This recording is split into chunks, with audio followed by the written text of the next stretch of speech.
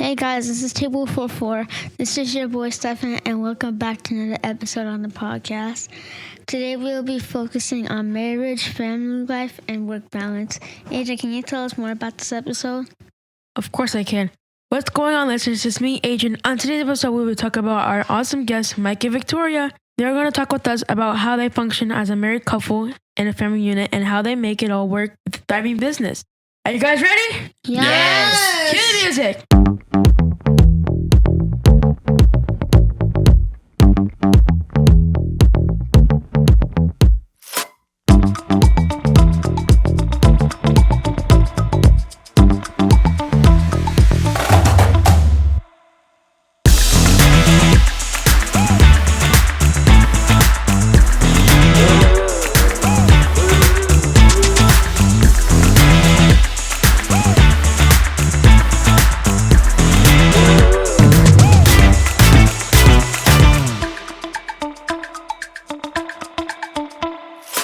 Guys, this is Stephanie. This is Andre. This is Adrian. And this is your boy Stefan. And this is Table for Four, a family conversation podcast. On today's show, we have special power couple guests, Mike, Music, and Victoria. They have been married since 2016, and together they founded the DJ and the Planner. This is an exclusive wedding experience for couples that combines the very best in events and production and musical entertainment. It's just something super, super exciting to have them on the show today. And Andres, why don't you tell us a little bit more about what's going on for the episode for today?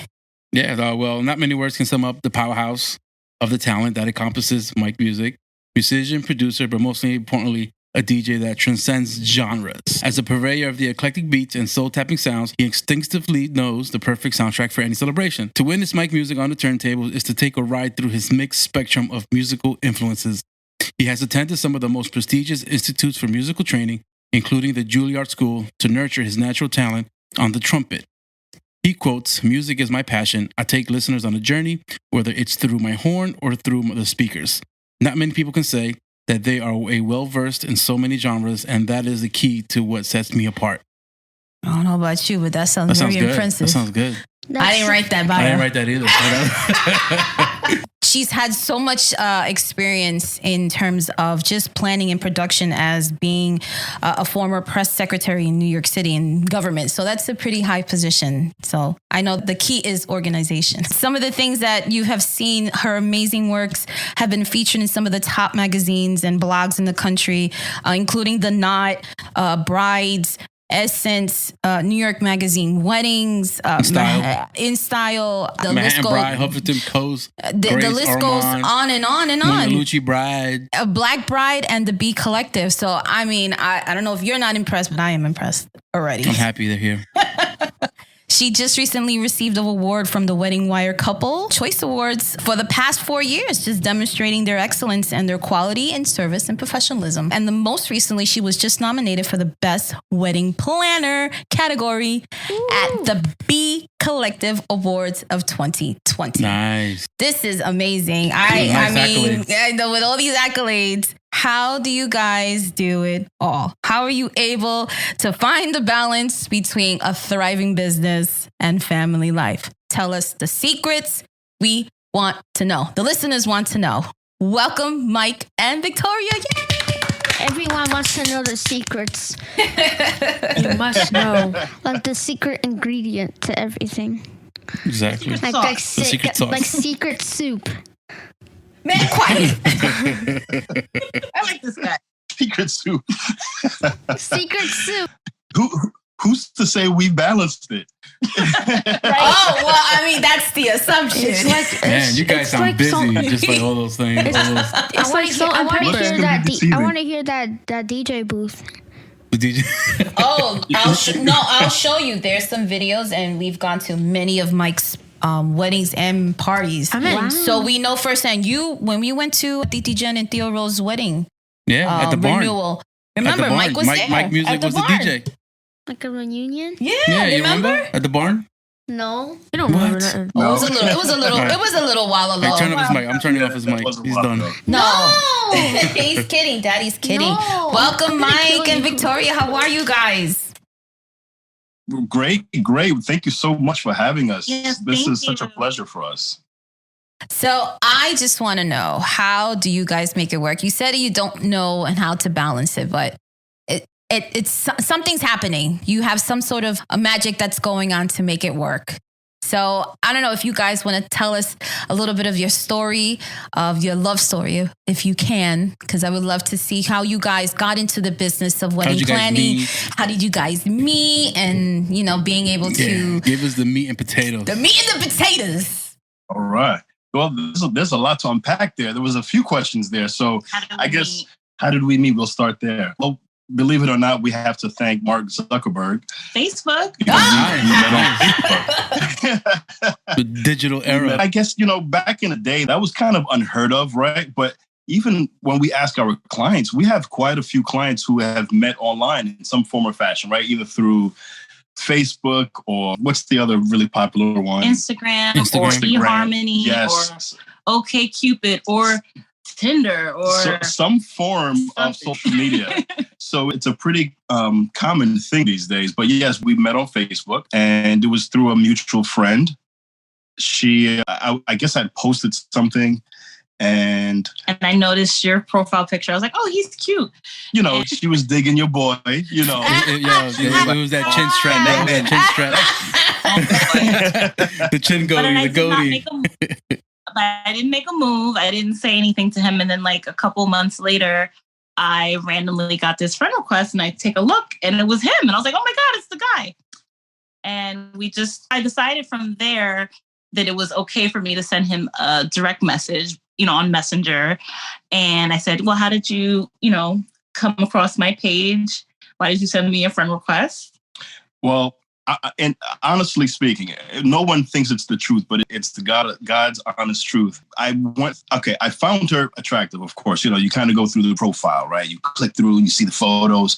And I saw her in all of these like dance competitions, salsa competitions. And it was funny because I was like, wow, I really wanted to learn salsa. So it was kind of meant to be. So I saw the photos and I just hit her up. I was like, hey, listen, I'm not sure if you are an instructor, but if you are, I'd like to learn. And so I guess slid into the. I want to learn some of those. I wasn't like macking or nothing like that. I was just like I really was interested in learning. And yeah, the rest is history. We've been inseparable ever since. We literally still talk on Messenger to this day, every single day. Like we don't even text each other. We're talking on Messenger. So hopefully it sticks around for a while. Right. A lot of good memories there. If Facebook goes, then what'll happen? I guess we're not going to text. I'm going to talk to you. It's so funny when you guys talk about social media. I know Jen and Ro, they met through social media as well. But I think they was AOL. old school. AOL. We're going way back on that. Way back. But there were many platforms back then. That digital sounds, the fax machine noises. She said fax machine. You gotta remember that there was like so many platforms back in the days. You had AOL. Then that was like the main server to get in. Mm-hmm. Then you had AOL chat, and then on top of that, you had websites like Black Planet. You had MySpace. Yep. Mm-hmm. So we've come a long way. I've never had a MySpace. Did you guys? I had a MySpace. I had the little bar music, everything. Oh, I love MySpace. That's how I learned how to code. Same. That's so funny. When you guys had that, I don't know, that first meeting, if you met on Facebook, when was that first interaction? How did that go down? So we realized that we didn't work too far from each other. So we decided to meet up for lunch at a TGI Fridays in the city. Mm-hmm. And we had such a good time over lunch, we decided to meet back up after work. And we went to Battery Park, and we went to see Eddie Palmieri and his band perform live in the park. It was like those free summer concert series events. And we went there and we listened to music and we just spent more time with each other. And that was it. We continued to see each other since then. Yep. And that was the day I knew. I was like, yep, she's the one. She's the one. Oh, so you knew. Nice. I knew, but I played it cool. Because that's just the way my music is. Pulled up the trumpet. Stop it. Let me show you my brass. Oh my my God, this is a kid something? show. Stop it now. Oh my God, I can't. You can't take him nowhere, Mike. Oh my God. So now my question is, were you already like DJing at the time, or you were just at your other job? I've been DJing, believe it or not, since the age of 13. I had a short hiatus, yes, but at that time I was off and on. I wasn't full on back into the DJ mode like I am now. So it all worked out because shortly thereafter I got a gig to do a residency at a place called Cielo in Brooklyn. Okay. On Myrtle Avenue. And I was there every Wednesday or every Thursday. We had like a weekly night. And one of our close friends, she was celebrating her birthday. She says, Mike, I need you to DJ my birthday. I want to do something really, really cool, really big. I need you to DJ my birthday. I'm like, cool. But my first question was, do you have somebody who's going to put it together? See, I'm always thinking like an entrepreneur. I'm always thinking, how can I'm the guy who, I always send the elevator back down, if you know what I mean. If I reach the top, then my people are going to reach the top as well. So I thought of Victoria immediately. I was like, well, do you have a planner? She's like, I don't have a planner. Do you know someone? I'm like, I know the best. I know the best planner there is. And she's like, well, mind you, I had never planned an event in my life at that point. But he had so much confidence in me. Oh my God, that must have been so working scary. In government and politics. I mean, I do have, in working in that role as a press secretary, you do plan things, press conferences. I would find myself volunteering for events that I had nothing to do with, but I just like being in events. And I think that he saw and recognized that in me. Absolutely. So when this opportunity came about, he said, yeah, my girlfriend's a planner. I was like, I am? I was like, okay. She said, I am. I kind of, so I kind of took the reins of the event. And honestly, it was one of the hardest events I ever did because I was doing everything by myself because I didn't know any better. And at the end of the night, when the birthday girl entered the space, she started crying because she was so happy with how everything turned out. And that must have been such a good feeling. Yeah, that made me feel so good. And then at the end of the night, like my feet were killing me, like barking, like it was like a heartbeat in my feet. That's how bad they hurt. But I was happy, and I was like, I never felt like this before. Like even though I'm beat down, I am so happy. And I feel like this is what I'm meant. This is what it's supposed to feel like. This is what I'm meant to do. So from there, another friend of ours, I posted pictures of that party on my Facebook, and another friend of mine saw that and he was like, oh, I'm getting married in 3 months. Sorry. I'm getting married in 3 months and I need help finding a venue and this, that, and the other. And DJ, I was like, oh, I handed the baton back to Mike, and I was like, I know the best DJ. And we did that wedding together. And then we had another friend who saw pictures from that wedding, and they said, well, we're getting married next year. Can you do our wedding? And just kind of snowballed from there. Wow, nice. Yeah. So it kind of self-advertised pretty much. That was nice. Ever since. So that's just kind of how like our businesses kind of took off. And then actually, it's just so happened that today is the anniversary of when Mike proposed to me. Just happens to be today. Nice. Congrats. Celebrates Look those at things. that. So. Yeah, I do. But yeah, we've always been each other's, greatest supporter, right? And I guess that's a segue into the question that you'd asked before, like how do we balance it? And I would say that the first word that comes to mind when answering that question is support, right? You can't be on 100 all the time, right? As strong as I may be, or as strong as Victoria may be, we're going to have our moments where, life just kind of beats us down. And that's where the other one kind of holds the weight. So if I see that she's having a moment, a wedding is kind of beating her down, because these weddings really, really are tough to plan. And I see that, we've gotten to a point where I can kind of tell from her expressions, her facial expressions, that maybe something's just not right. And that's where I'll carry her, figuratively speaking, of course. And likewise, vice versa, she'll do for me. There are just times that I'm just stressed out.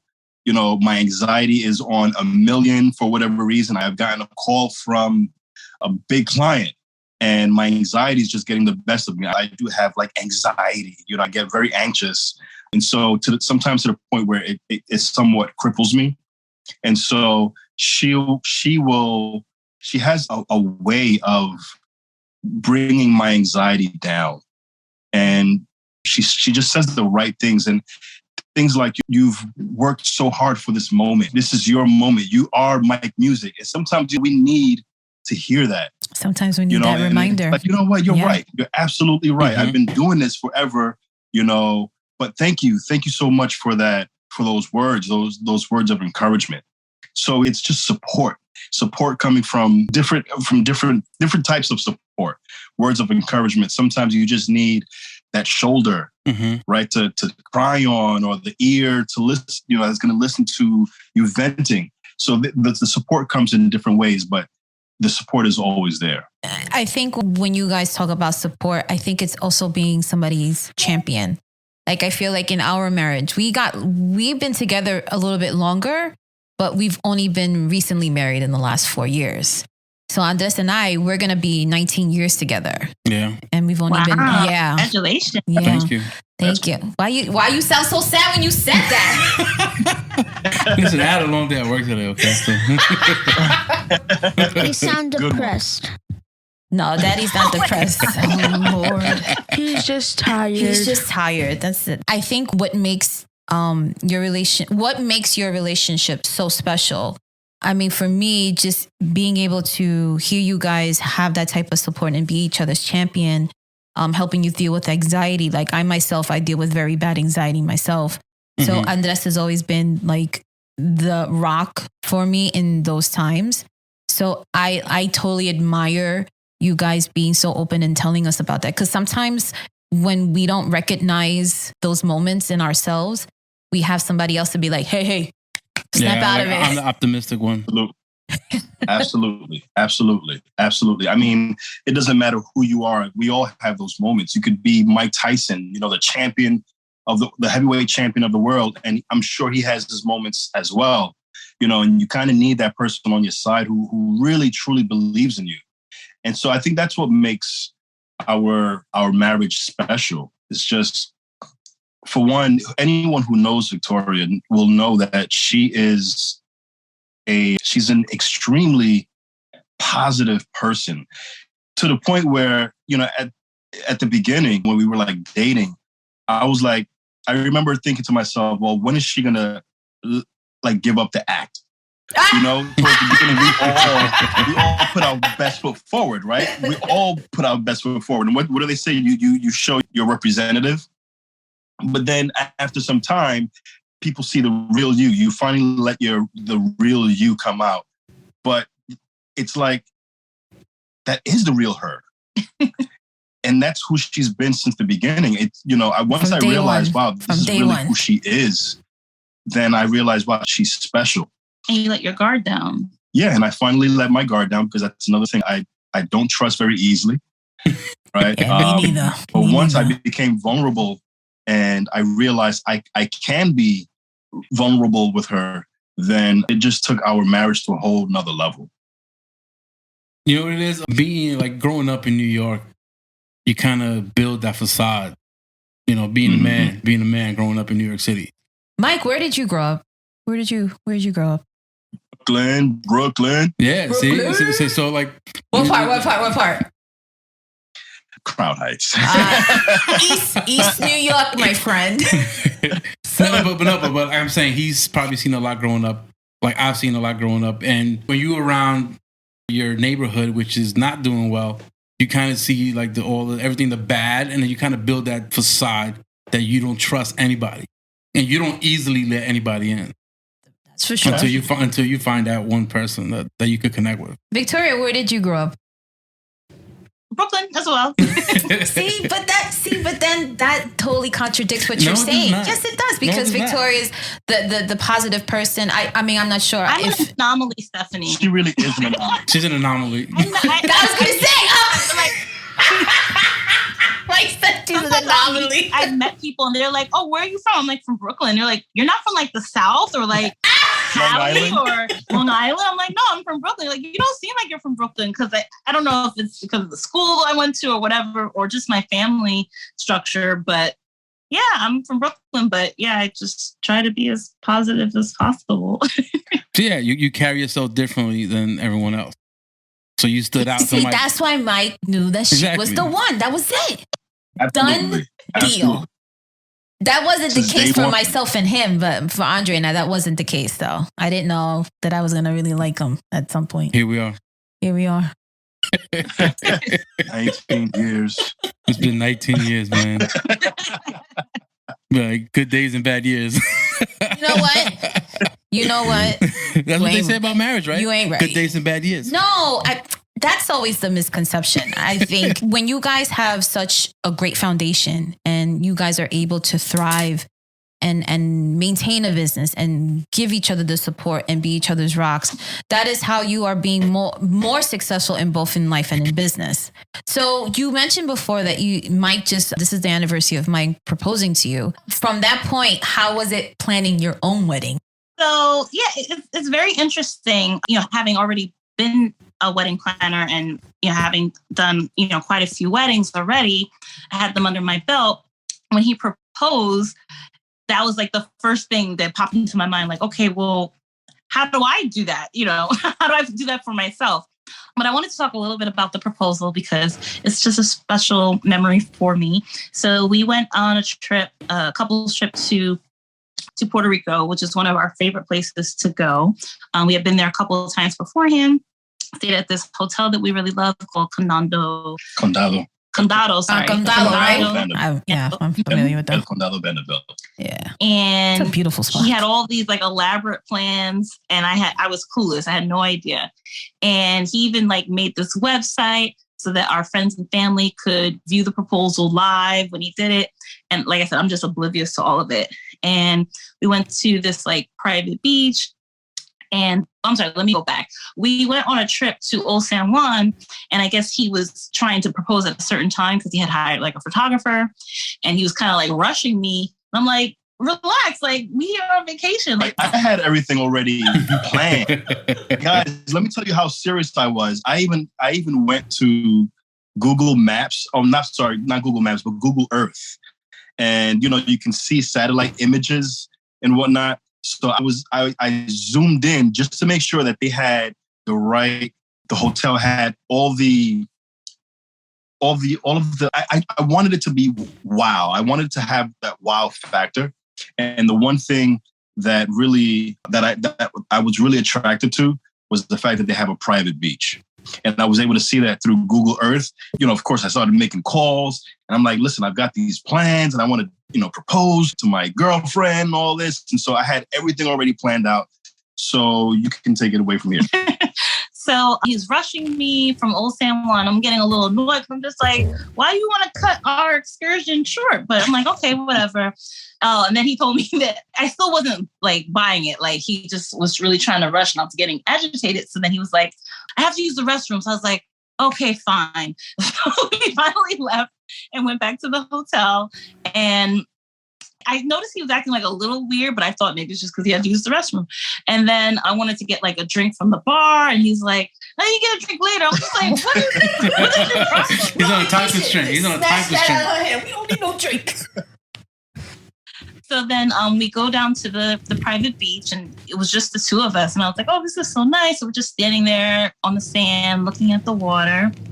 And then out of nowhere, he, pops open this ring box and gets on one knee. And I there's like photos. If you go to my Instagram, I just posted some of them today. Like I am completely shocked and didn't even know that there was like a paparazzi photographer, like taking pictures of this moment.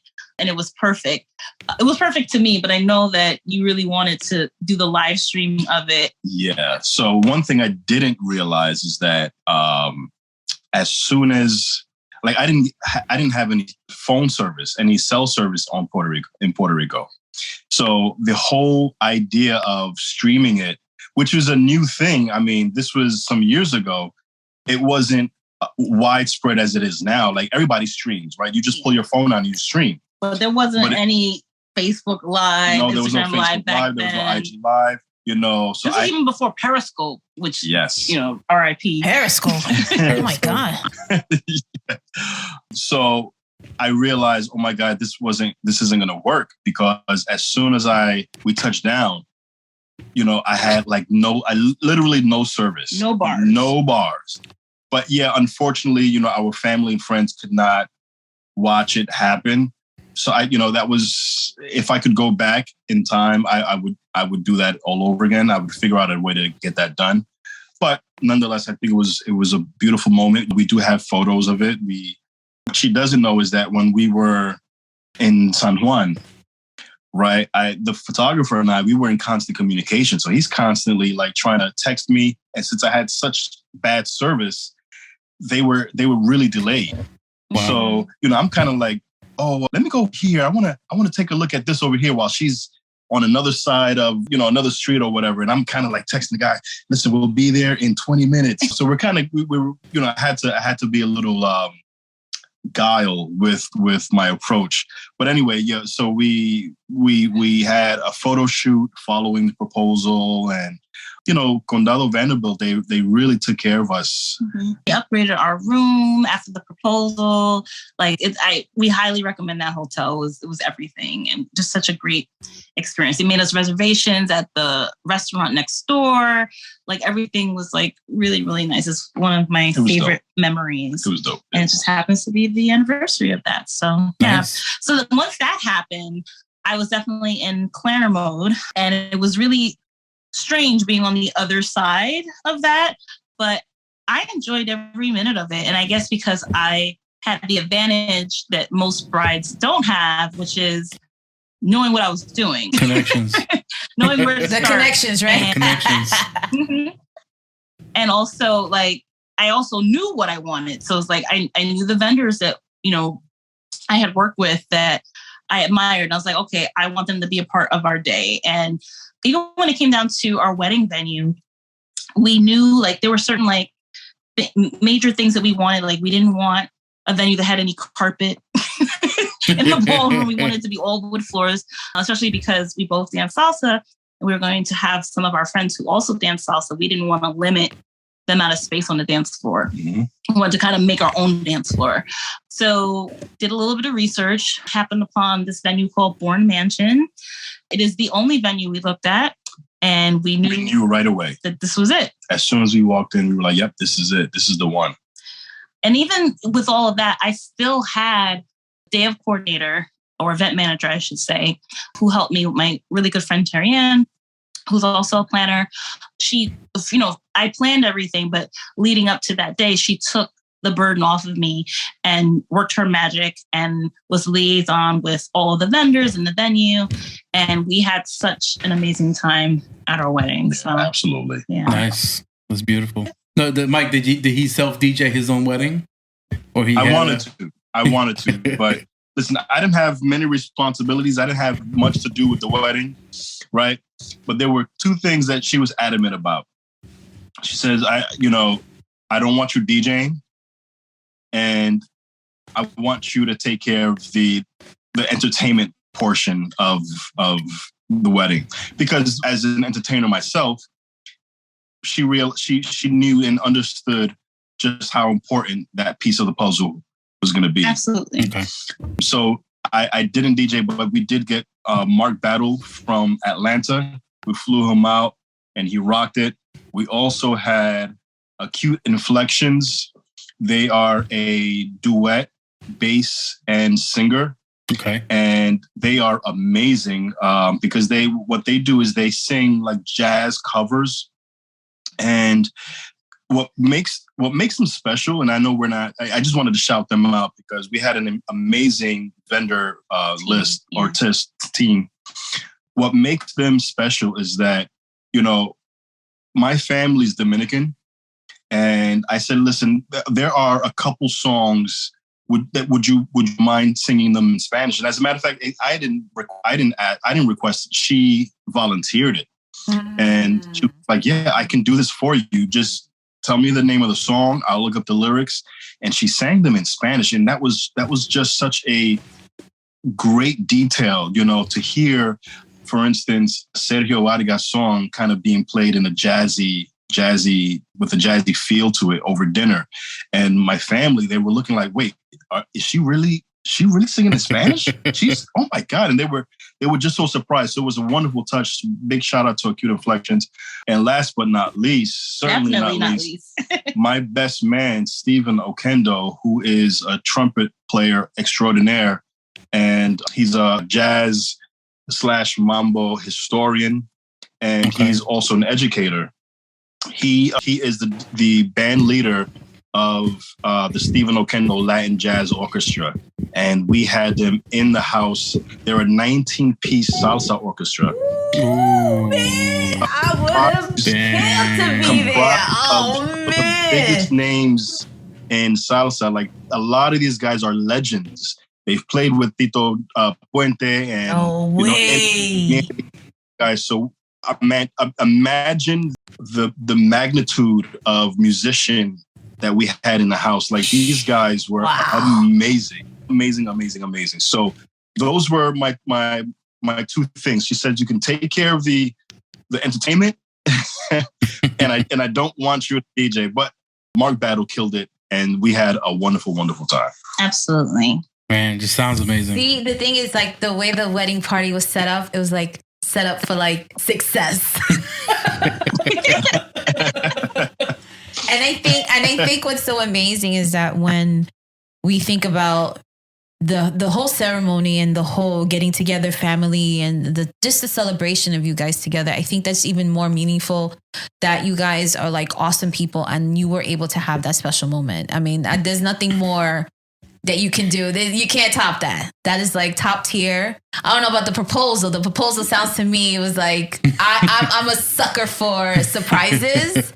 I don't like them, but if it's a good one, I'll take it, because my proposal was a surprise as well.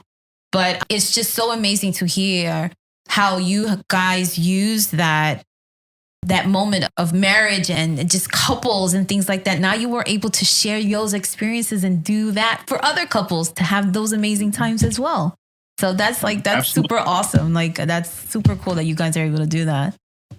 And that was also the birth of the DJ and the planner, the hashtag. We were coming up, we were thinking, we should have a hashtag, but what is it going to be? And I remember we were driving down Eastern Parkway in Brooklyn, of course. And I said, you know what? Here it is. I got it. The DJ and the planner. Hashtag the DJ and the planner. And the heavens opened up and the sun was shining bright. That's it. That's the one. This is it. The sunny day in Brooklyn. That's it. So how long you guys have been in business together? I'd say since about 2013. Okay. Is when we did our first event together. Mm-hmm. And we have many events, year after year since then. The business has only grown. And we use that hashtag for our wedding, of course, but we've also used it to brand any weddings that we do together. So if the couple has hired me as their planner and hired Mike as their DJ, the hashtag that we use in addition to their hashtag is the DJ and the planner. So if you click on that, you'll see all of our joint couples living it up on Instagram and the rest of social media. Yeah. With Mike and Victoria, they have been hustling, just like your dad and I, like we've been trying to, do things with the podcast and do things and building it from the ground up, just how they have been working tremendously hard, building their business from the ground up while trying to raise kids. So I would love to transition into, how do you guys make it work with kids? I know with our children, we had them so close in age. They're only literally 2 years apart. So that was difficult in itself, just so close in age. But we blended, family. Mike has 2 children from a previous marriage. His 2 sons, Jaden and Jody, and I absolutely adore them. They're not I mean, I guess it'll always be our kids, right? But they're grown. I think 18 and 21 now. But so they're both in college now. But, they were much younger when we first got together. And it's just been such a pleasure watching them grow up into these amazing young men. And I give all the praise to Michael for being such an amazing father figure for them and showing them how to navigate life as young Black men in our country. And they're doing incredibly well. They excel in school. They both work full time. I don't know how they do it. I know when I was in college, I could barely focus on schoolwork, let alone schoolwork and a job. So I give them all the props for that. It's been an amazing journey with them. And it's also, I have to give them a lot of credit because it requires a lot of understanding on their part. Being an entertainer, right, a performer, we kind of live on a different schedule. So I'll give you an example. We're always performing nights, right? Nighttime is kind of when we do our thing. Yeah. Or weekends, holidays, for example. That's another example. So holidays, we've rarely celebrated holidays on the actual day of the holiday, right? Because as a performer, that's my day where I'm kind of performing for others. Right. But we've always had this understanding that the day, the following day or the weekend or we always had another backup day. And that's just been like that since day one with them. And so they've always understood that dad is a performer. I mean, I don't compare myself to a DJ Envy or Funk Flex or somebody like that, but because you're better than them. But I'm a performer. Yes. He doesn't throw any bombs. Performer nonetheless. So they understand that my schedule is a little different than, let's say, your average, the average dad who probably just has a 9-to-5 and functions that way. And as they've gotten older, one of the things that's been really special is that they've actually come with us to some of our gigs. Mm-hmm. They've helped Michael out with setting things up. And in doing that, they're learning how to have a good work ethic and knowing all the ins and outs of running a business and setting up equipment for DJ. And then they get to be, also spectators of such a important part of two people's lives. Like, not many people get to witness marriage over and over and over again and how beautiful it can be. So I think that it's really special that they're able to share that part of our lives with us. Have the boys have shared any or shown any interest on continuing with that business with you guys? Like, have they shown any interest? It's interesting that you asked. I've never pressured them into feeling like they had to do that. My son, both of them are in music in some form or fashion. Jody, the youngest one, he plays the piano. He's an amazing pianist. He's wonderful. I mean, I used to teach him what I knew, what I know of music theory, and then he kind of just took it and ran with it. So now he's teaching me theory. He's teaching me how to play the piano. He's excelled so much. He sings as well. Mm-hmm. Jaden, he's a producer. Jaden's a producer. Right? He even got Kanye West following him and sharing his posts on his page recently. Oh, you guys are uber famous. This is ridiculous. I don't know how he did it. I'm like, well, listen, he must have heard something. He must have noticed your greatness, mm-hmm. So, and he also plays the drums, right? He plays the drums. He produces. He can play the trumpet a little bit. That was actually the instrument that he started on.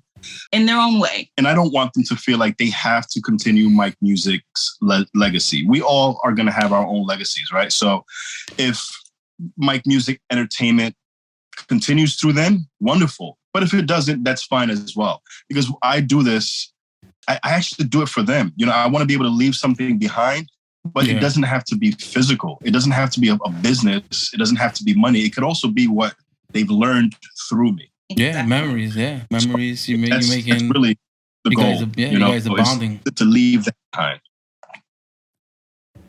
With all the work and planning and all these events, these crazy work hours, and Andres and I, we don't really have a typical schedule as well, because Andres works these weird, crazy hours as an engineer, and myself, studying school and trying to be a nurse. And we don't have the typical schedule either. So I totally sympathize with you guys. The kids have been very understanding with our schedule as well. And I know maybe they might have suffered a little bit not being able to do all the things that they want to do, but we always try to compensate and try to make up for that. Do you find yourself doing that with them sometimes and just trying to see, hey, we can't do it this time. You've worked holidays. We all worked holidays and things like that. But I know. I think we try to make up for that by doing little trips together. So like for a couple years in a row, we would go camping over the summer. We would block off our calendars so we wouldn't book any weddings. So if any wedding popped up that weekend, didn't matter who it was, unless it was like Beyonce or something. But other than that, she's the only exception. And so we would do our annual Williams family camping trip. And that was always a lot of fun.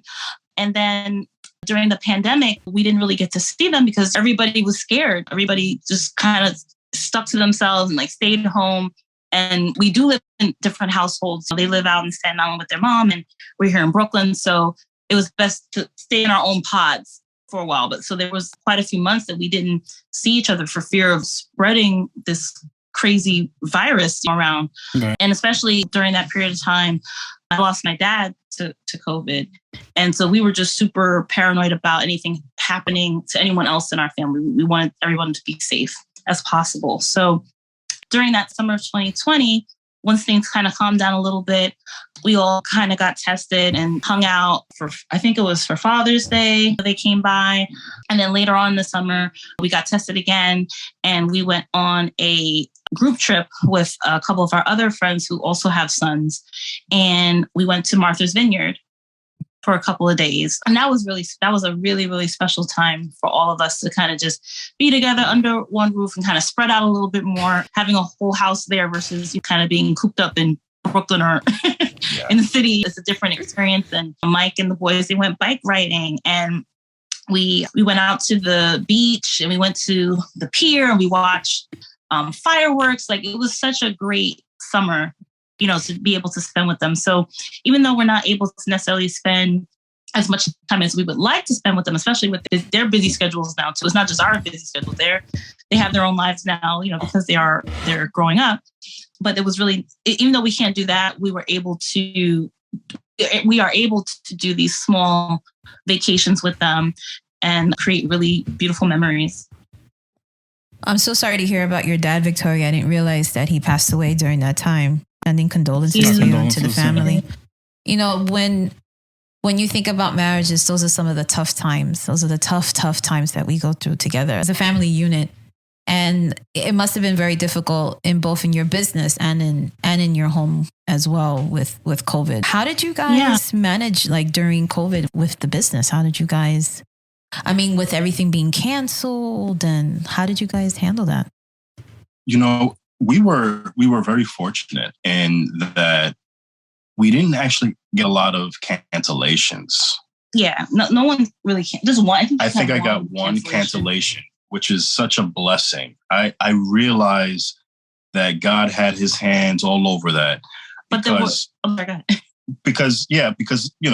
again, I only had one cancellation, and we celebrated what would have been. In 2020, we celebrated all throughout 2021. Now, 2021 was a really, really tough year because it was sort of like we made up for making up for lost time. Yep. We lost in 2020, yep. And it was double. So there were times where I had maybe 3 or 4 a week, and that for Mike Music is kind of I kind of like to. I don't really like to have a full week like that because I do a lot of personalized things for my clients, such as I'll make special tracks I'll have guys go to the studio and we'll put a special first dance together and whatnot. And it would be very difficult to offer that to my clients if I was doing 5 days a week, 5 or 6 days a week. So it was really tough having 3 or 4 weddings a week for 2021. But how did we get through that? 2020 was rough. But again, going back to what was said at the beginning, the number one word is support. Support. We were just there for one another. I don't know how else to explain it. I know my wife is going to eloquently. Going back into 2020, I don't think any of us really knew what was in store. With my father's thing, he passed early on in the pandemic.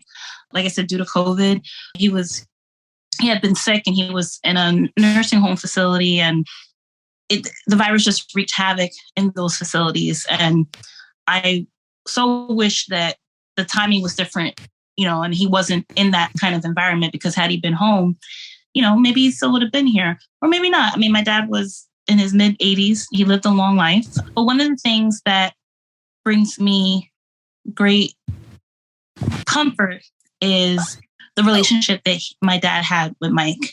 We have taken the role of looking after my parents since they're both in their 80s. And just to kind of give perspective, like I told Mike before he ever met my dad, I was like, my dad, he's very, he's an African man. He's very kind of stern and stoic and quiet. And then the first time he met Mike, she had me nervous. I was like, who am I would be nervous too. You'd be like, let's speak English. Right? We broke out the Spanish, yo no hablo bien, yo no lo entiendo. I'm sorry. I don't understand. No entiendo nada. Yo no entiendo nada. Yo papi. Explícame. But like before she opened the door, I was like, all I remember after she said that was, man, I wish she had said this earlier so I could, prepare mentally. But like, okay, I just got to let you know, my dad, he's a very serious man. He doesn't really smile. He doesn't really like people that much. So don't take offense if he doesn't really, open up to you or talk to you. He's, like she said, he's very stoic. He's very, very serious man. And lo and behold, yeah, as soon as they met, my dad is smiling. They're joking around. I was like, he's a favorite now. Yeah. She was like, I've never seen him like this. What did you say? What did you do? I'm like, I don't know. I didn't say anything. I didn't do or say anything, really. I just live, babe. I just live. But energy, people can sense energy and vibes. And, probably in the past, he just felt something off about people that he might have come across. But with Mike, they always had a really good relationship. And I'm glad that he was there to walk me down the aisle. Like, I treasure those pictures and the videos of that so much. So when he did pass, we were all still very isolated. We couldn't even have the kind of funeral that my father deserved, because we were limited to 6 people at the funeral. Because of the limitations and everything. Right. Because you said it was so early on, right? Wow. Yeah. It was April. So literally the next month after everything had kind of kicked off. But, Michael, he was there for not only me, but for my mom and for my sister and for our whole family. Just that support system and allowing us to, we were all grieving together. And that's part of life, experiencing loss in addition to all the happy moments. And how do you handle those things, those moments, those unexpected things that we're life is at some point. Yeah, we're all going to go at some point, but you just don't know when. And so just, I feel like that situation brought us even closer together, because it was proof that my gut was right, that this was the right man for me, because of the way he really took the reins and guided me, and it was that support for me when I needed it the most. Victoria, you mentioned that you had other siblings. You have another sibling? I keep the conversation is going to get super morbid, but I have 2 sisters, but one of my sisters passed away back in 2014. This was before Michael and I got married. And even in that situation, so I'm the youngest of 3. There's a big age gap between me and my sister. So My oldest sister, Nicole, she was 18 when I was born. And my middle sister, Nora, she was 14 when I was born. So I like to say I was a pleasant surprise to the family. My sister and I were 14 years apart, so I know the deal. Yeah, exactly. So, and really a close-knit family, like really super close. And my sister, she ended up having MS and, she passed soon after her diagnosis due to some complications. So even in that moment, before we were married, Michael stepped up and showed me what it means to really be there for someone. You don't have to be married to be there for somebody. And absolutely, yeah, no, absolutely. Big shout out to Nora. She used to call me Mike Magic. McMagic. He's still working his magic. Not Magic Mike. Thank God, not Magic Mike. I think taking a step forward in trying to find the balance between those tough times. The tough time in our marriage really was, I guess it was just more about finding, I don't know, I'm trying to find the word that the tough times that we've been through. Is it really more of just not us seeing eye to eye, or is it really just something we're such big personalities. Yeah, we're two strong personalities. We're very strong personalities. Like, technically, our signs are not compatible. You over here with the signs. But here we are, making it work. You made the compatible. You made the incompatible. What? Compatible. What? Like trying to find solace in those tough times in between losing, your father and Andres losing his grandfather and grandmother and things like that. Like he always had a tough time adjusting. And I think that anybody could have difficulty in those times of grieving. And what I really did for him was let him be. Because sometimes I don't realize that I can hover over him and like, do you need anything? And it's like a fly. And I think that when we were trying to figure each other's out and get our emotions, and we're just very, very passionate people. So we don't find the balance because we're always so dominant over one another. But was there ever a point in your marriage that you thought that it wouldn't work out? I know there was one point in our marriage that I didn't think I was going to be with this dude no more. I was like, I'm out. Yeah. When was that? Not a single time. I'm so jealous. I tell you, I feel like people say this all the time. You hear it like, we hear it because we work in the wedding industry. We hear it every single wedding. I met my person, right? Soulmate. My soulmate. You hear these phrases, right? But I really, really do believe that I met the one person on the planet who understands me on a much more profound level. It's way beneath the surface. And likewise with her, I think I understand her way to her core. And so I don't feel like we've had, for one, I don't think anything can break us apart, because that's how strong our bond is, how much respect we have for one another, how much love we have for one another. And I honestly don't think that there's been a time where I felt like this may not work out, because yeah, we go through our rough times, we go through rough patches, but I always feel like it's us versus the world, right? And we're each other's, teammate, not adversary. Absolutely. I say to him, because it's not that we're perfect and we don't ever argue or have disagreements. Absolutely we do. I think that's natural and normal to have. It would be abnormal to not. Right. But I think we just kind of remind each other, like, hold on, I'm not the enemy. I'm on your side. And just kind of reminding each other of that, so that we kind of let our guard down a little bit and are more receptive of what the other person's saying or trying to offer to the situation to try to make it better.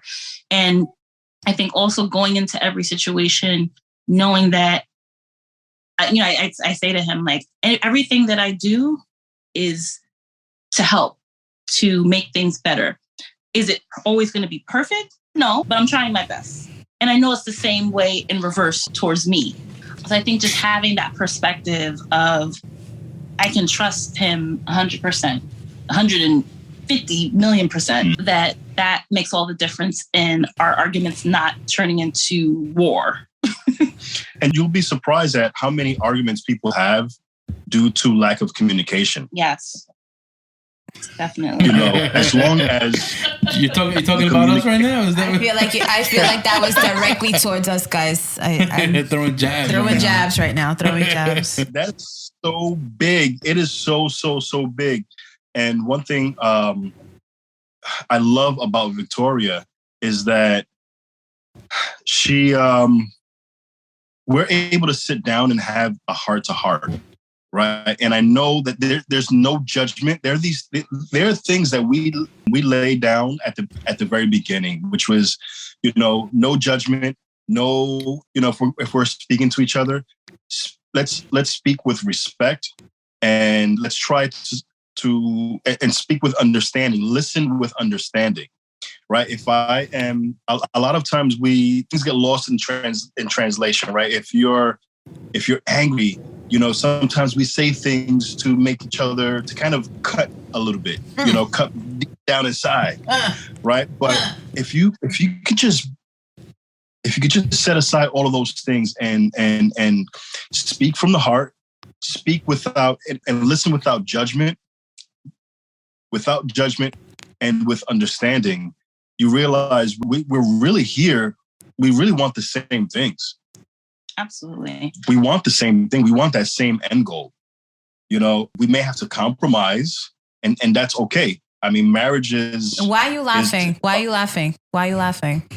Because you don't believe in compromise. That's why. That's why he's chuckling to himself.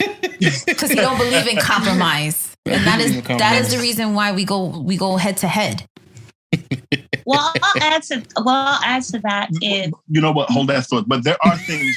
There are things that we won't compromise on. I won't compromise on someone, for instance, disrespecting my wife, disrespecting me. There are things that we won't compromise on. You know, no one's going to disrespect us in our relationship. You know, our marriage, our families, my belief. I'm a Christian man. We're a Christian household. So there are things that we won't compromise on, but everything else we can compromise. I was going to add that in addition to that, compromise is also kind of learning how each other works. And, you know, I'm the type that if there's an argument or there's some type of issue happening, I want to talk about it until we figure it out. And Michael's not like that. And that used to make us butt heads. You teach it to the choir.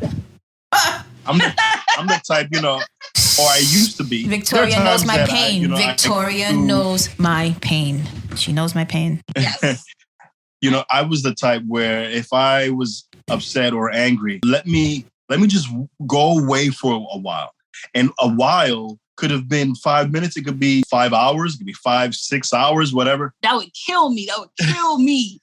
Might as well just put because you're trying to solve the problem, right? You're trying to resolve the issue. You're just adding more to the thing, right. But that comes with practice. In that comes with time of the moment. So our compromise was we will do both, actually. So in the rare event that we have some type of heated discussion or heated argument, it's like, you know what, babe? I need to just go away for a little while, right?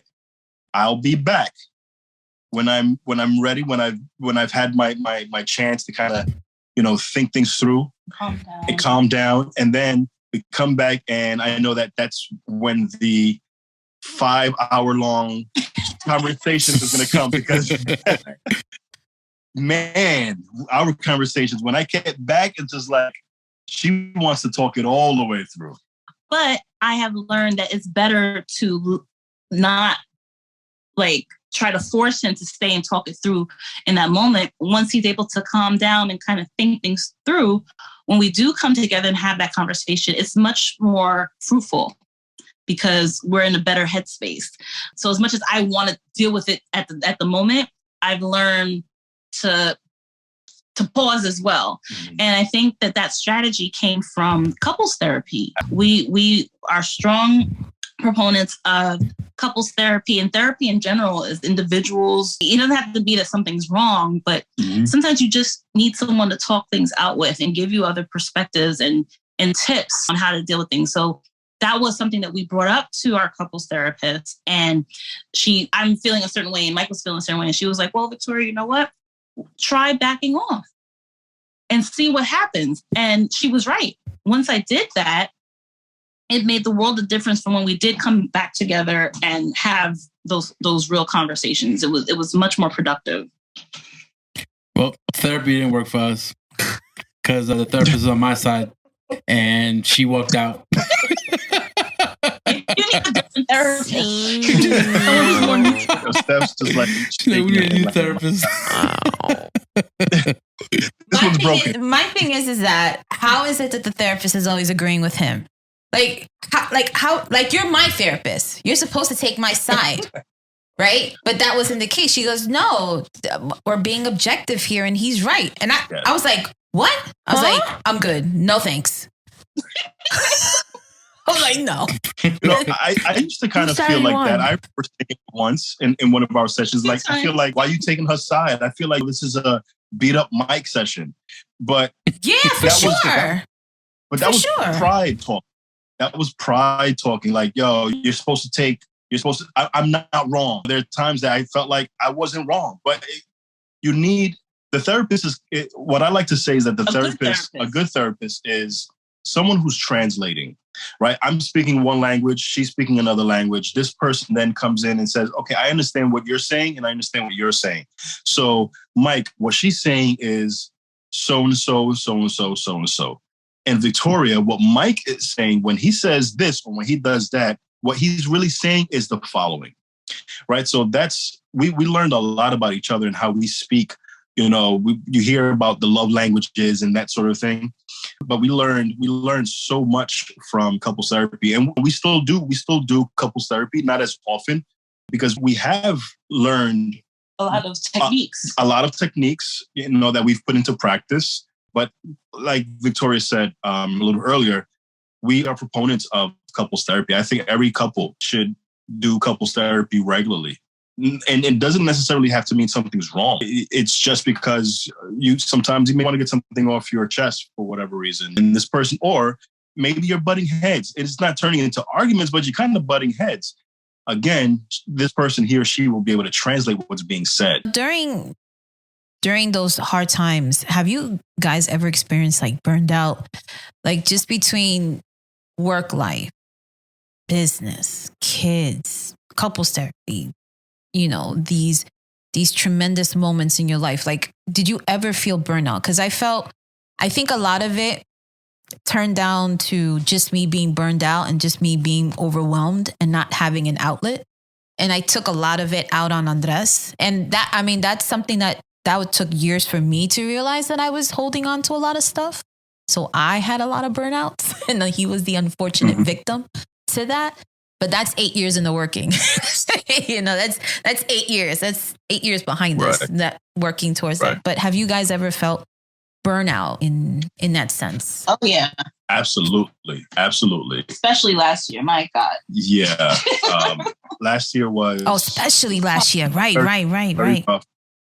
I remember having, a mental breakdown, actually. A mental breakdown in the street. I won't go into details, but you see things on Shade Room or whatever. There are people recording. They pull their phones out and they start recording. Mm-hmm. I had a mental breakdown from the stress. I do have a 9-to-5. I have a career outside of Mike Music, right? So that's a stressful job. Plus, you couple that with being a dad, a husband, caregiver, a provider, and just it all kind of came to a head. And I kind of like snapped in the street. I just wasn't myself. And that's when I realized something has to give. And so we are taking our mental health more seriously. So that's why we're such proponents of it. Individual couples therapy is great. but also you have to focus on yourself as well sometimes. So we do have sessions outside of our couples therapy to help us as individuals cope with the stresses of life. It's just it can all come to a head if you don't take care of it. So yes, we have had those tough times. I don't know about you. You can speak for yourself. I would say I had restarted therapy just recently, maybe a few weeks ago, with a new therapist who I felt was a better fit for me. And she's really a godsend. And there's a lot of transition going on in our lives right now. So having her there to talk to and to give me advice and to work through those feelings has been so beneficial. And I know that it's directly connected to being able to balance and juggle it all with work and my mom's health and being a wife and being a daughter, being a sister, being a friend, being everything. Entrepreneurs and just providers and just so many multitasking, so many roles that we take on upon. We're also like renovating my grandparents' house. So there's a lot of juggling with that. And we have a financial advisor now. So managing our budget and I'm trying to be more organized. So meal prepping and cooking and not eating out as much because we're trying to save money. And it's just like, sometimes you internally feel like screaming. Adulting is hard. It's hard.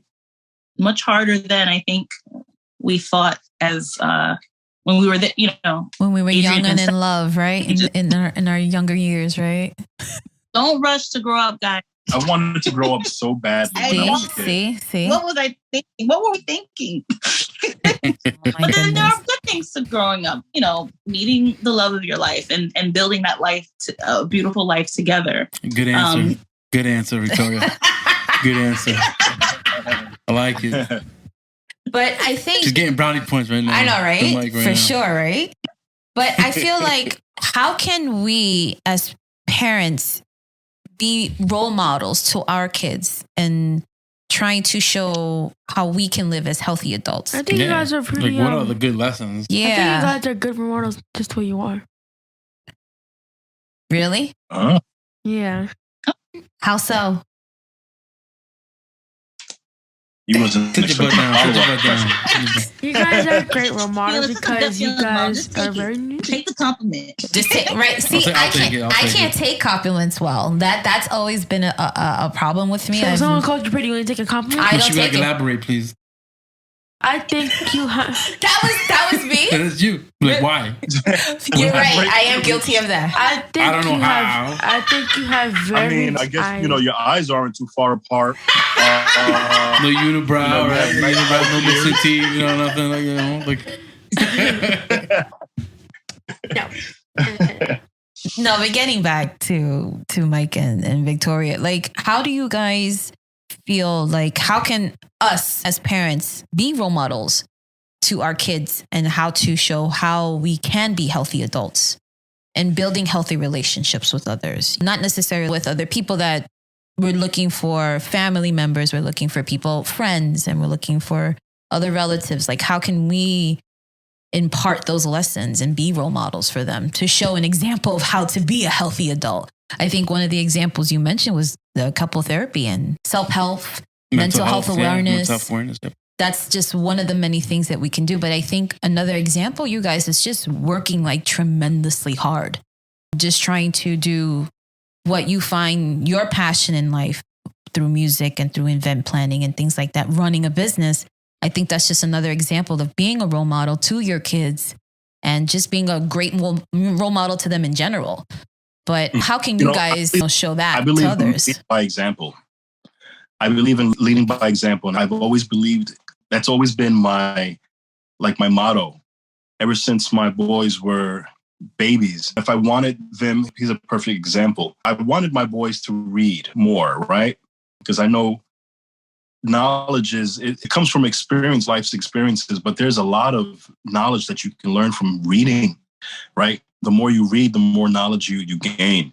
And I wanted them to read more. I didn't just talk the talk, right? I didn't just tell them, here, you guys need to read more. You got to read more. You got to read more. I actually went out to Barnes & Noble, right? Or is it Barnes & Nobles? I don't know. But, went out, bought some books. And I just started reading. This was without me ever saying anything to them. I didn't tell them I want them to read more. I did it myself so that they could watch.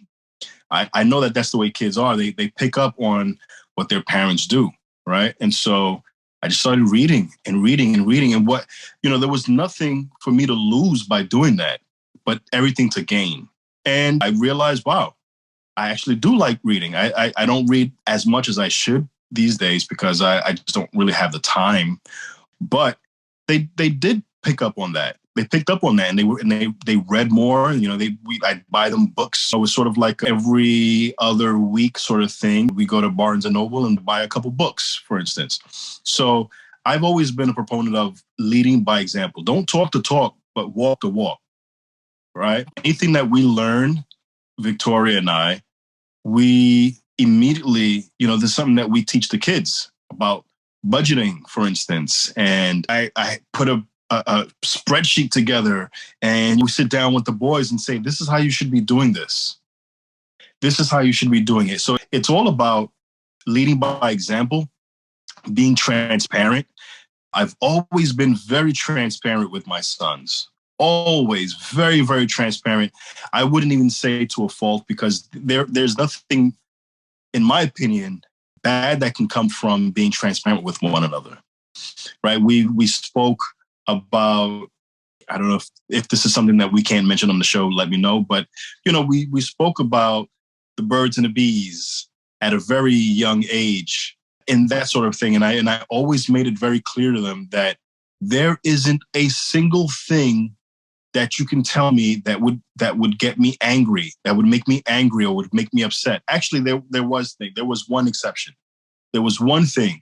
There's only one thing that you can tell me that would make me angry or make me upset or disappointed in you, and that would be a lie. As long as you don't lie to me, believe me, I won't be angry. I won't be upset. I won't yell. I won't scream. I won't hit you. I won't lay a hand. I won't lay a finger on you. As long as you tell me the truth, no matter how bad you think that is. Absolutely. You're hearing this, right? You're hearing this, yes? No, why are you shaking your head no? What do you mean? I'm shaking my head yes. What do you mean? What if I always tell you guys? You can tell me anything as long as it's not a lie. Like our deepest secrets. You can tell me your deepest secrets and I won't judge you. But what if it's best to lie at that moment? Or maybe You're talking about a white lie? No. To say, oh, mommy, that dress looks really good on you, and really it doesn't? Like, what kind of lie are we talking about? I feel like I've gotten far in life by being honest. The kind of lie Adrian's talking about is a sarcasm lie. I don't think he knows what I'm talking about at all. What I'm trying to say is when it's best to lie, or you're in a situation that's so bad, you don't even know if it's best to lie or tell the truth. Okay, to us or to other people? I'd rather you just be honest and tell the truth. Just be honest. Because you make it 10 times worse if you lie. Absolutely. If you feel that way, the best person to talk to about that would be your parents. And they can help guide you on whatever the situation is. I've always told my boys, there are a few people on this planet that you should never lie to, right? Your attorney, your doctor, and your parents. And your parents. Right? But, I've always told them, if you lie to me, how can I protect you? It's true. If we're in a situation and somebody's telling me, your son did such and such, I saw him do such and such, and you're lying and you're telling me, no, I didn't, no, I didn't, no, I didn't. I'm gonna believe you. But if you told me if you're telling me the truth, right, and you did do whatever it is, then there are different steps that, as your father, I can take, right? I have to, as your father, I'm gonna provide, of course, but my responsibility is to protect as well. But if you're lying to me, you put me in a bad predicament where I possibly could not protect you from something. And then from there, where's the trust? And then where's the trust from that point going forward? Trust is the most important thing you have in this life. Being trustworthy. And that comes with being an honest person. And the person that you want to be the most honest with are the people who look out for you, who would do anything for you. And that's your parents. Absolutely. And each other as siblings too. As siblings, Sibling yeah. relationships are really important too. You got that's got to be your. I don't know if you guys are. They don't particularly like each other, but that's besides the point. But I hate agents. Right now you do. Oh boy. There's gonna be situations where you're gonna protect him, and there's gonna be situations where you're gonna protect him. Yeah. Of course. I'm still gonna hate him when I'm 13. That's it. That's fine. No, I'm gonna hate him my entire life. You can hate me your entire life. That is not a nice thing to say. But I will still be your brother, and I will still protect you, and I love you so much. As parents, what are some of the lessons that you've learned from your parents, like from your grandparents, in terms of a healthy relationship and marriage and work balance? Who did you see as an example in your life? So for me, I've just had an example of really strong, long-lasting marriages. So the idea of like calling it quits is not even like... It's not even an option. Not even an option. It's not even an option. Exactly. My mother's parents, my nana and my grandpa, they were married for 60 something years, since they were like 18, 19, 20 years old, something like that, until they were in their 80s. So that was my first example of, long lasting relationship. And, my grandmother, my grandfather got sick from cancer. So he was in hospice. And while he was in hospice, my grandmother unexpectedly passed. And within just a couple months later, he passed too. And it's almost like they couldn't live without each other in a way. And then my parents, they had been married. How old is my sister? My ageless sister. What if she was 5? Everyone looks great for their age, but my parents, they would have been married probably like 50 something years. And my sister, she's been married to her husband for well over a few years, like 20 something years. My other sister, her and her husband were married for about 20 years before she passed. So these are the examples that I had that directly influenced what I wanted and my partner.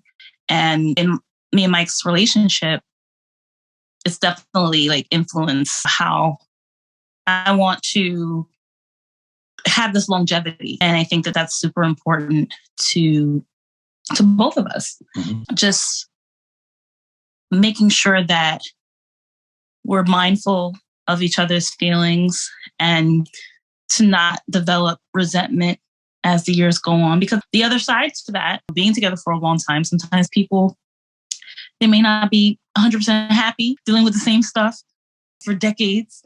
The same habits or bad habits or irritations. So I think us having really good communication with each other I hope and pray that will aid in us as we get older, still continuing to enjoy each other's company. Absolutely. And I think for me, my parents imparted on me a strong and solid work ethic. I got the best of both worlds. My mom was your white collar executive. My dad was blue collar worker, right? And so both were hard workers. I learned from my mom the business side of things. She was also, once she actually ventured off from her career and opened a cleaning business, which became very successful.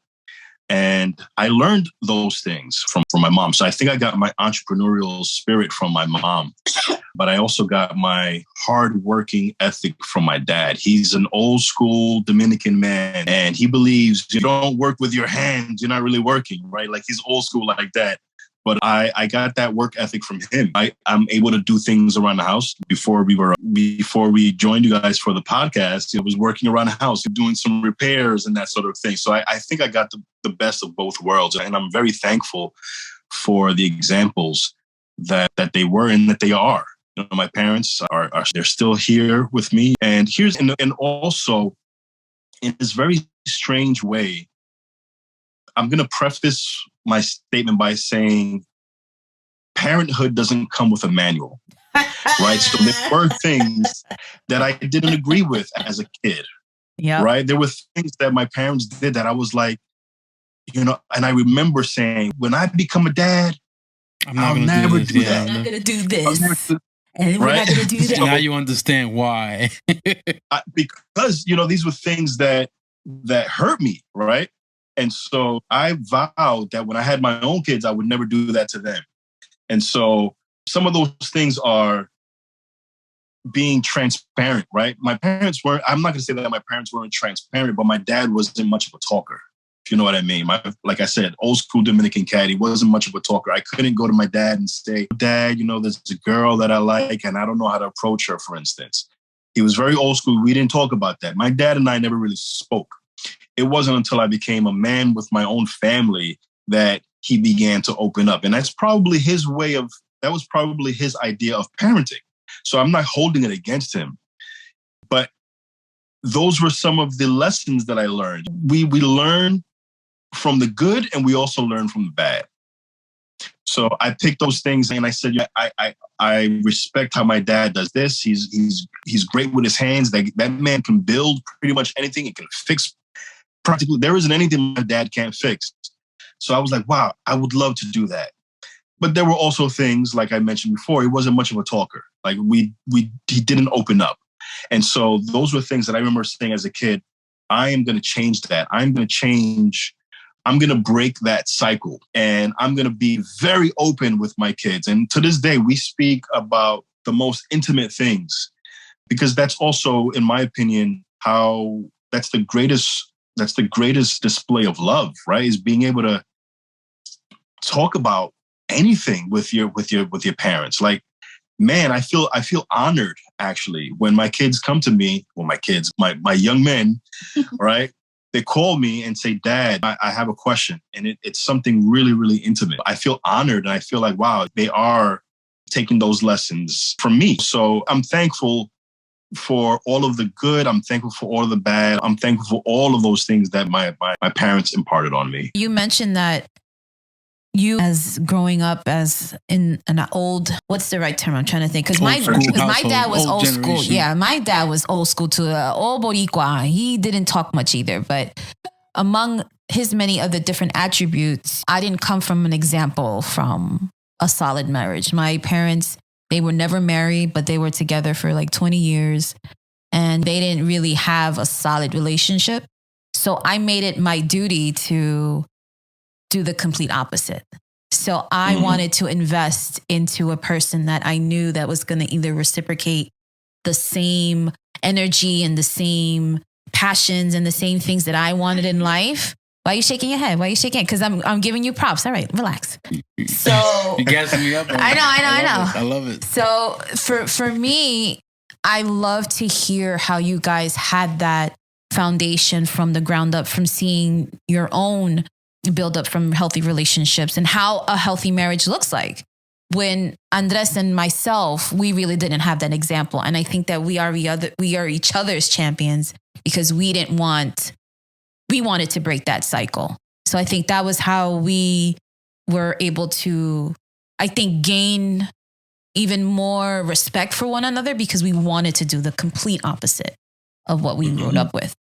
But I can't thank you guys enough for taking the time and speaking with us, taking us on this journey with us and just opening up with us. I can't tell you how much I appreciate it. Thank you so much. Is there any, what is the message you guys want to relate to the listeners? There's so much wisdom you have imparted onto us, but is there anything else that you guys want to throw out there and let them know, talking about parenthood, talking about business, talking about marriage? Is there anything else you guys want to tell us? What secrets? Well, first off, It was an absolute pleasure being on the show. Thank you for inviting us and for having such great questions. And I really love how you've included your sons in this podcast, in this process. I didn't realize that at first until, we listened to a couple episodes. And I think that you guys are creating such a solid foundation for their future by exposing them to this. I just wanted to give you guys kudos for the great work you're doing, because you're raising really nice young men. Yes, and you know what we should do? We should do a part 2 at some point in the future, because we should ask them some of these questions as well. 10 years from now, what lessons have you learned from your parents? I think that would be a really cool follow-up. Yeah. Because you guys are setting such an example.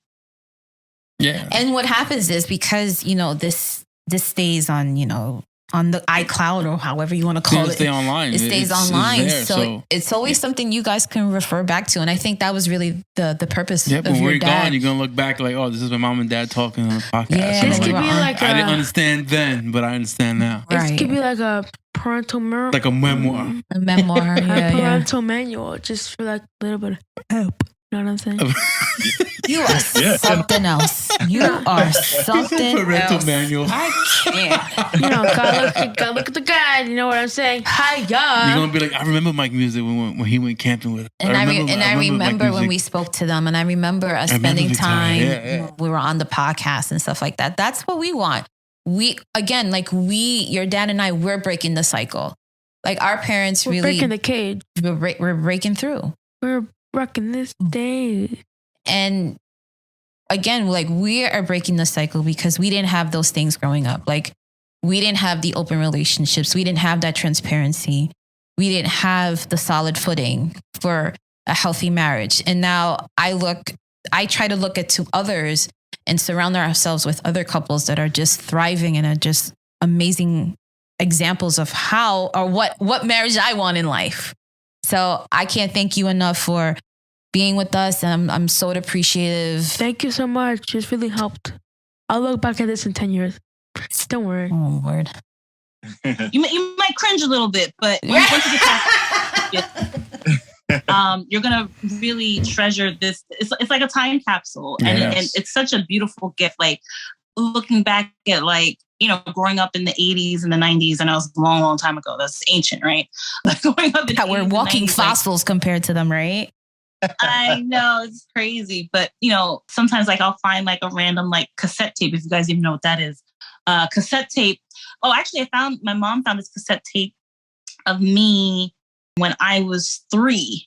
And she was just asking me questions, I guess in her own way, her own little podcast, just creating memories. She would just randomly record different moments. It would be on my birthday or this and any other. And being able to listen to that at my age now and hearing my voice and the things that I would say. And also she would do that with my sisters. So I get a glimpse of them before I was even born in terms of, well, not a physical glimpse, but hearing their voices anyway. I wish I had video, but this is what I'm saying. You guys have such a gift being able to have video footage. And in addition to audio of these moments with your parents, you're going to treasure this forever. Absolutely. Absolutely. Guys, I can't thank you enough. I don't know, is there any information that you guys want to share with us? You can share us your handles. Where's the best way that they can find you and contact you? So on IG, we have several. Individually, I am at I Know Mike Music. Victoria is and Vic Events NYC. And together we also have at the DJ and the Planner. That's IG. My website is iknowmikemusic.com. And my website is Victorious Events NYC.com. Epic. Thank you guys so much again. I hope you guys enjoyed this because I had an amazing time. I hope you guys had a good time. Sure. Yeah, this was beautiful. So you guys are more than welcome to come anytime and talk any subject, bro. Yeah, do it again. Yeah. Let's do it again. Definitely, let's do it again. This was such a pleasure. And an honor as well. Thank you so much for thinking of us. This was really dope, man. This was really dope. I'm not even going to make it so formal. I just want to say this was dope. Anytime, man. Thank you, guys. Thank you so much, guys. You guys have an amazing night. This is Stephanie. This is Andre. This is Adrian. This is Stefan. And this is Table for Four, a family conversation podcast.